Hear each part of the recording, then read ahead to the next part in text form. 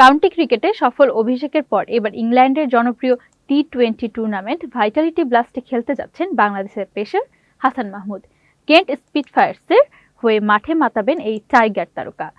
Group পর্বের শেষ ৩ ম্যাচের জন্য হাসান মাহমুদকে দলে ভিড়িয়েছে কেন্ট স্পিটফায়ার্স। এর মধ্যে দিয়ে ভাইটালিটি ব্লাস্টে খেলা দ্বিতীয় বাংলাদেশি পেসার হতে যাচ্ছেন তিনি। এর আগে 2016 সালে এই টুর্নামেন্টে খেলেছিলেন মুস্তাফিজুর রহমান। সুযোগ পেয়ে উচ্ছ্বাস প্রকাশ করে হাসান বলেন, কেন্টে সময়টা তিনি দারুণ উপভোগ করেছেন। দলের গুরুত্বপূর্ণ সময়ে আবারও ডাক পাওয়ার নিজের সেরাটা দিয়ে দলকে নকআউট পর্বে তুলে আনতে চান তিনি। পাশাপাশি বিশ্বের অন্যতম সেরা টি-20 লিগে নিজেকে প্রমাণ করে বাংলাদেশের হয়ে সাদা বলের ক্রিকেটে আরও শক্তভাবে ফিরতে চান বলে জানিয়েছেন এই পেসার। কাউন্টিতে বল হাতে ইতিমধ্যেই নজর কেড়েছেন হাসান মাহমুদ।